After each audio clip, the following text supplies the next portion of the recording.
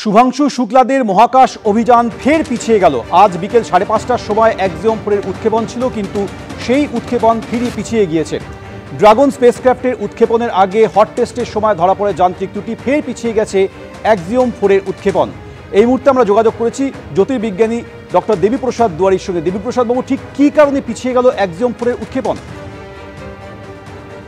দেখুন, মনে রাখতে হবে যে আজকে অ্যাক্সিওম 4-এর যে উৎক্ষেপণের দিন ছিল, আমি মনে করি সমগ্র ভারতবাসী সবাই একটা উৎসাহ, একটা উত্তেজনা নিয়ে অপেক্ষা করছিল যে যখন উৎক্ষেপণ হবে এবং তারপরে 28 ঘন্টা পরে যখন ইন্টারন্যাশনাল স্পেস স্টেশনে ডক করবে, তখন ভারতীয় মহাকাশ বিজ্ঞানের দিকে একটা বিরাট একটা দিক উন্মোচিত হবে।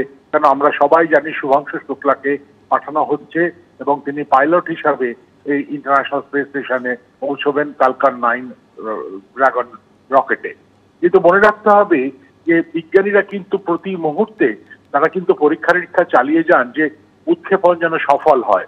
আর এক্ষেত্রে যাতে পরিকাঠামো সব ঠিক থাকে, সব কিছু যন্ত্র যাতে ঠিকমতো কাজ করে, সেটা খুব গুরুত্ব। কেন এই রকেটের সঙ্গে যে ক্যাপসুলটি যাচ্ছে তাতে 4 জন বিখ্যাত মানুষ, 4 জন গবেষক এবং বিজ্ঞানী তারাও যাচ্ছেন। সুতরাং তাদের যে সিকিউরিটি, সুরক্ষা, সেই দিকটা সব থেকে বড় গুরুত্বপূর্ণ। আর সেই ক্ষেত্রে দেখা গেছে যে পরীক্ষার সময় হঠাৎ করে একটি যে বুস্টার পার্ট রকেটের, সেখান থেকে লিকুইড অক্সিজেন একটি লিক হতে দেখা গেছে।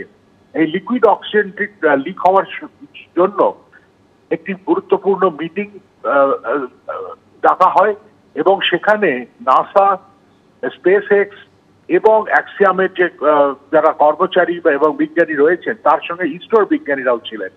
ইসরোর বিজ্ঞানীরাই মূলত বলেন যে এটা ঝুঁকি হবে, ঝুঁকি নেওয়া হয়ে যাবে যদি এই মুহূর্তে উৎক্ষেপণ হয়।